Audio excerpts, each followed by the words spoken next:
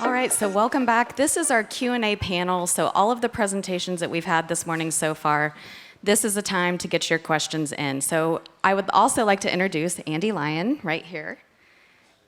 Andy is the Director of Conservation for the Kansas Department of Agriculture. So nice to have you here, Andy. Thanks, great to be here. Yeah, just for a quick introduction, again, thank you for the opportunity to be here today. Again, very good presentation so far. I really want to ask you guys to ask us questions. I don't really want to just stand up here and give a presentation. I think we've heard a lot of great information, but I'm sure you have a lot of questions about what we've heard. So with that, I think we'll probably just get rolling here. All right, so the first, I've got a couple questions that I'll just put out here, and let's get going. When we talk about a paradigm shift for farming and ranching, can you, the three of you here, give me just a quick scenario? What happens if we continue to degrade further? So Trish, do you want to hop on that question? Did anybody see the news that on November 15th, which is today, if I'm not mistaken, the Earth's population is supposed to reach 8 billion? You all have a big job ahead of you. So I would say that the paradigm shift is thinking about your community, doing the best you can in your place, and doing that in a regenerative way so that you're taking care of your own bottom line. And so instead of this yield focus, the paradigm shift in my mind is towards a focus on your bottom line and regenerating your community, feeding people. Yeah, I would say, it's a bit inevitable because if it doesn't occur, that's complete failure. Society is built upon agriculture, and if agriculture doesn't rise, then society collapses. And that's... There's a lot of doom and gloom sometimes with, the state, the current state that we're at, in terms of water and everything. But there's a few things that really, really matter. And continuing to have a living, a lot of, and passing on the farms to the next generation. I think everybody's going to get on board eventually, and every industry is forced to change because of either the markets or new technology, and I think it's essentially inevitable, and it starts with everybody here, and I see a lot of success on the horizon, and I really see Kansas as the state to show the world how it's done. So it's never easy to go last in a panel discussion. Ditto for what's been said. What I will add, though, is that some of the things that we've heard at the conference is that there's great opportunity out there. We've talked a lot about carbon markets. We've talked about obviously PrairieFood, some different things that are coming out. But what I might add is it's not easy. It's a transition. This transition period is going to take time. We talk about the degraded systems that we have right now, and we have to make that change. As Griffin said, we will make that change to more regenerative systems. But the question is how hard and how long the transition takes. And I think all of these opportunities are great. It's going to help us speed up that transition. But we also have to have a little word of caution in there as well, that there is no one single answer. There is no one way to farm regeneratively. And so we really are going to have to work as a community to support each other. And I think that's the biggest takeaway for me is that idea of community is vital to how we move forward. Yeah, getting a lot of questions, so thank you guys. Keep those coming. Secretary Beam talked about the need for us to increase production because of a growing population. We're doing this, as we've already talked about today, in a lot of instances where we have degraded resources. So my question to this panel is, can regenerative ag scale to meet or exceed our current production needs? Is this something that we can do? And maybe paint a picture. I mean, I think I can already read your mind. You know, the answer is gonna be it depends. There's a lot of different ways of doing that. But I think that's a question a lot of us have here. If we switch to these methods, are yields gonna go down? Are we still gonna be able to meet the demands of a growing population? I have an answer. Yeah. Go for it. Okay. Who was it yesterday that said that there's, half of the world's land is degraded, different levels of degradation? With regenerative ag, we can actually bring those acres back into production.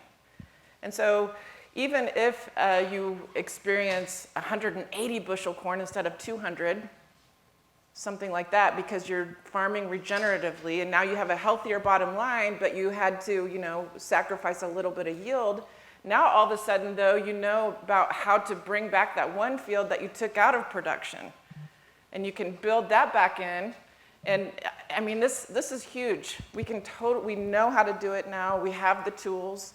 We can bring all these degraded lands back into production and increase yields. Yeah, I think that's right on, Trish. Secretary Beam said, we can't make new land, right? But we can restore it. And there's a lot of soils out there that, may have been in production at one time and are completely degraded to where it's, a desert. They call it desertification. One thing that Rob and I have spent a lot of time talking about, and Trish, is savannification, taking those deserts and turning them into savannas. And that's possible. We've seen a number of different projects like that. One that comes to mind is one in Africa, where they just threw billions of tons of orange peels all on some land and came back a few years later, and it was a completely new savanna. And we can do that here in Kansas. We can do it in the United States. That's going to be a big push, I believe, to meet those growing demands of a growing population, is getting that land restored and put it into production. Yeah, and I think to somehow, try and quantify what the, productive capacity of a regenerative system is at this point is nonsense.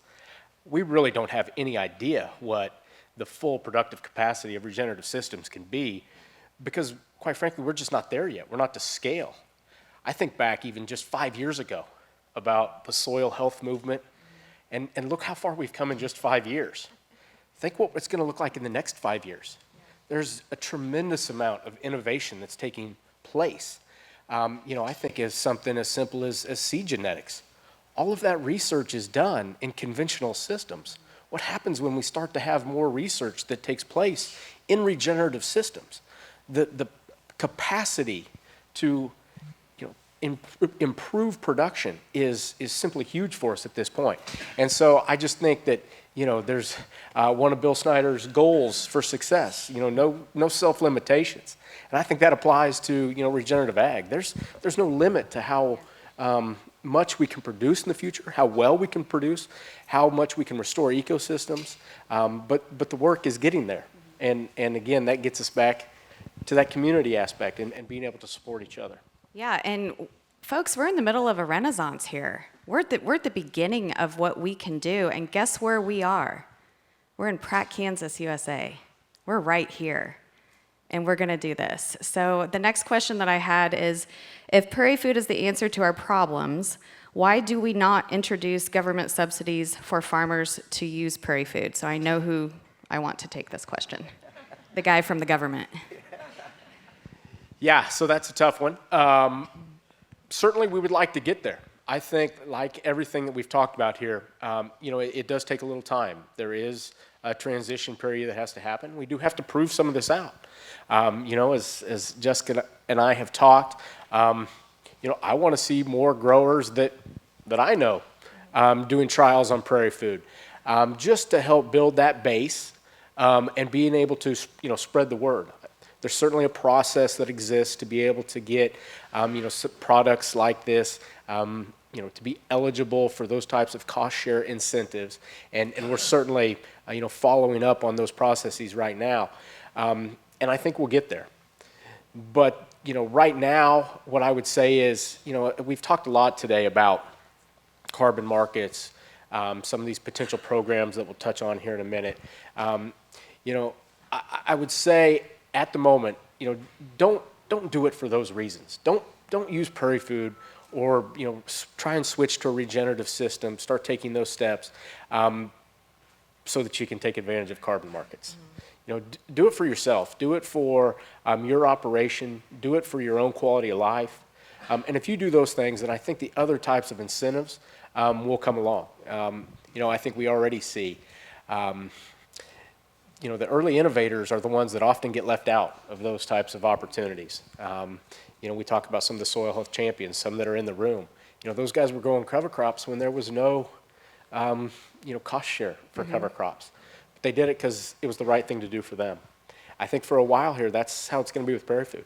And when we get to that kind of critical mass and see how well it works, that's when some of those other opportunities are going to come into play.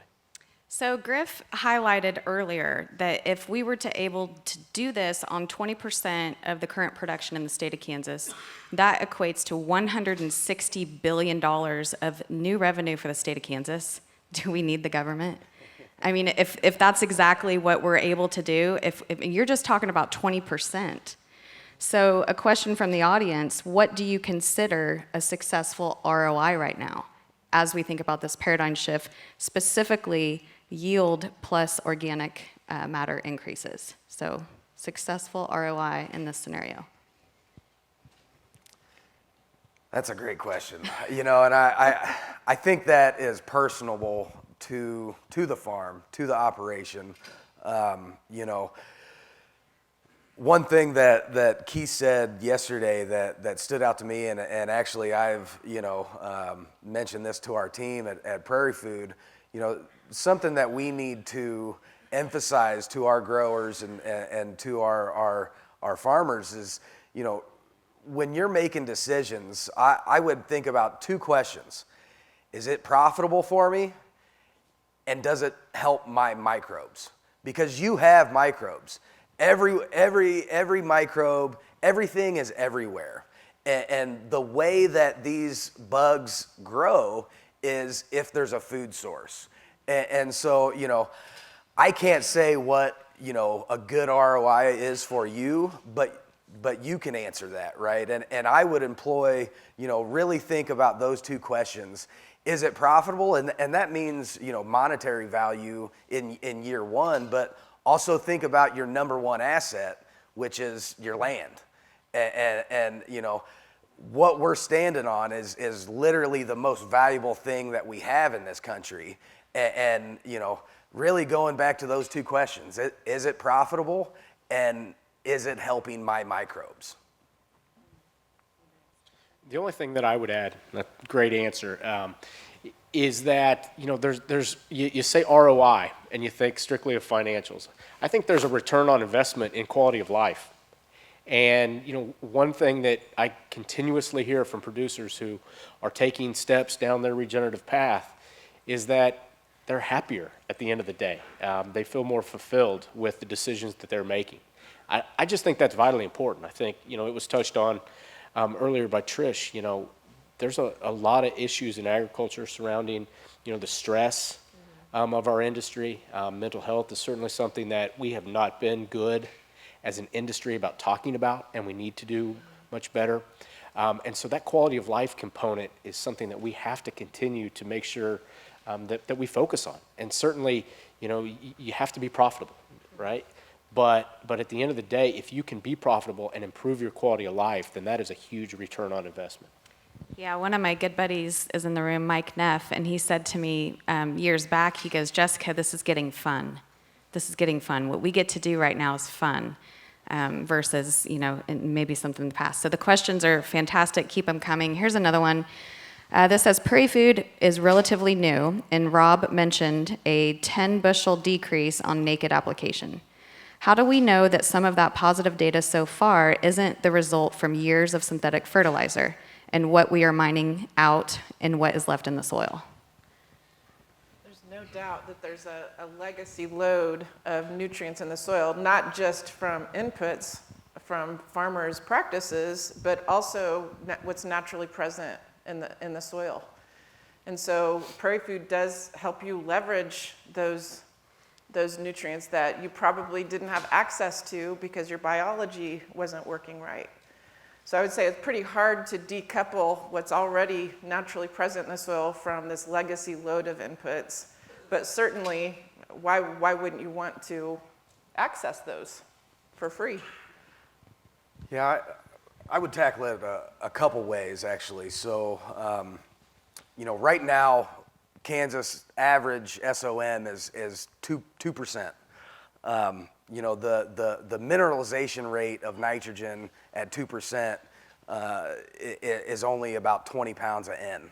And so if you immediately go naked at a 2% SOM, you don't have a whole lot of wiggle room there, right, for plant nutrients. And so that's important to understand that, a certain level of SOM is really needed to have enough nutrients to support, the kinds of yields that we're accustomed to. The other thing I would take it maybe a little bit more scientifically is microbes are very small. We can engineer microbes out the wazoo, and we do as a society quite a bit. We can change the DNA and E. coli to make various pharmaceuticals, various fuels, things like that. And continual use of mineral fertilizer has trained the microbes in a certain way. And Keith touched on this really well yesterday. Microbes actually change their DNA based off of the food source that they have.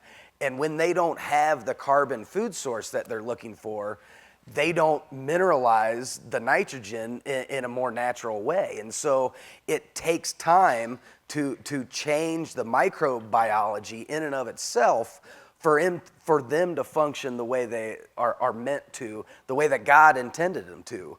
And so, there is a weaning period. You've got to train your bugs. You really got to think about, I'm growing microbes as a farmer, and those microbes are allowing me to grow the crop, right? And so we really need to think about, how is this practice, how is this input benefiting the microbes to work the way nature intended?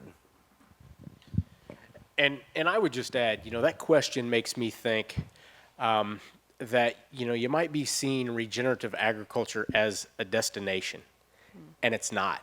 Regenerative agriculture is an ever-evolving process. And, the idea that, you need to completely cut out, synthetic inputs, first year so that you can be regenerative and you're there now. That's simply not the case. And quite frankly, what's going to happen there is you're going to have a train wreck. And the last thing that we want any producer to do is have a train wreck, especially in those early years. That's when we see those producers revert back to more conventional methods. And so, again, be strategic in this process. Make sure that you have trusted advisors. Make sure you have a community there to support you in those decisions. And when you do that, take those incremental steps. Realize this is a process, not a destination, and your process is going to look different than your neighbors, than anybody, right? It's not a recipe. We have to figure this out as we go. So give yourself some grace, and take it one step at a time, and make sure you lean on those that you trust. That's really good advice. I'm getting a lot of questions about application and equipment, and I just want to let you know that we're going to address this here in a bit. But Don Kane with 4K Ag is our contract spray operator, and he is here, and he's only here till noon. And he did bring his spray rig. It's outside, so if anybody wants to see some of the modifications and the way that you can easily transform your current existing equipment, we do have that available outside. So, lost my question. I got a couple more questions here. So this gets into a little bit, this is a really great question about SOM. So Keith says that synthetic N inputs make lazy plants that ignore soil biology and the free nutrition offered by that biology. Trish says plants need to realize the availability of nutrition from the biology in the soil before they are signaled to continue exploiting those free resources. So the question is, does this mean PrairieFood would be most useful when applied a couple weeks before planting in place of starter fertilizer? That's a good question. We've actually tried that in some of our systems. We see a really good benefit when applied before planting with corn.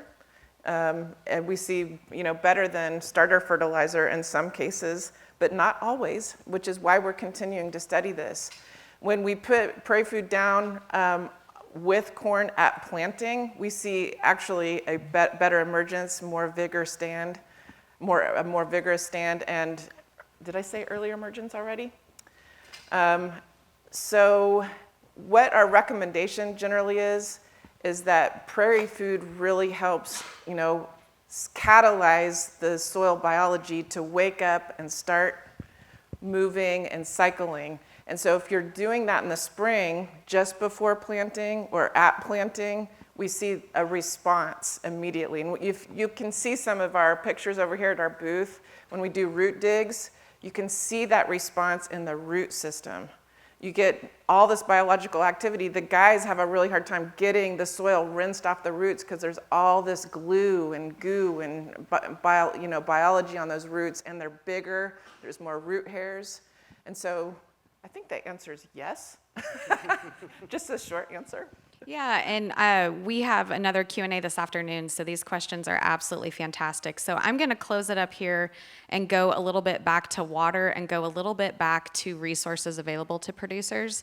Want to mention that the Kansas Soil Health Alliance is back there in the corner, so please take some time and get to know Bryce Custer and Jennifer Similek. They have a lot of great resources. We do a lot of education. We've also got High Plains Journal here with Soil Health U, and I think they're giving away free tickets. Nope, not free, sorry. They're just, there will be a discount for all of the people in attendance if you want to go to Soil Health U, and Trish is one of our premier speakers. Bryce is one of our speakers, a couple other people in the room. So last question here, because we really started off with Secretary Beam and talking about the aquifer. And the question is, so why are groundwater districts not adapting soil health as a possible solution to the aquifer? Yeah, that's a bit of a loaded question, but I'll take a shot. Again, I think the groundwater management districts currently are taking steps to try and look more at conservation. I do think that is a bit of a change over time for those groundwater management districts. We certainly work with them on a daily basis. We have just recently really worked with them on some irrigation technology programs and see some really interesting things that are happening there. But we do continue to work with the GMDs on trying to improve soil health as well. Again, I want to caution a little bit, improving soil health in western Kansas due to the lack of moisture, even in irrigated systems, is a slow process. It takes time. You're not going to go see something that's 7-8% organic matter in western Kansas in the next few years. It does take time. I do think we can improve infiltration rates, which then can improve return flows to the aquifer. But I think the biggest thing that we can get accomplished with soil health in our irrigated systems in central and western Kansas is to lessen the need to turn on the pivot at certain times when we know that we've stored water in that soil profile. I'll be honest with you, a big one that producers tell me is that when they have better soil structure and they increase organic matter in soils, they can turn the pivot off and not fear that the pivot will then get stuck and that they won't be able to turn it back on. There are lots of producers who run the pivot or have in the past continuously so that it did not get stuck. That was the reason that we were using so much water in those cases. So again, there's a lot of benefits that can happen there. It's not going to happen overnight. It is a slower process, but it's one that I do think we're making some real headway on. And again, with all of the opportunities that are out there now, I think producers have a almost unlimited number of options to take advantage of to help them on their path. All right, so we still have lots of questions, and we're going to get to them this afternoon, but I just want to highlight that we kickstarted the conversation today, and we understand that the state of Kansas is curious about soil health, and we understand that they're looking into soil health. Same thing with some of the other programs that we talked about, but I want to highlight that companies and CPG companies and food manufacturers, we're doing something about soil health. Okay, so we're in the active state of this entire movement, and we're here with our partners. PrairieFood, AGI, Green Cover is a part of this, Regen Ag Lab, Jake Bevan with Ecological Ag Solutions, Kansas Soil Health, NRCS, Kaufman Seeds, Heartland Soil Services, and Sylvius. So we're the activators, and we are doing it. So on that note, thank you so much, and let's take a 30-minute break.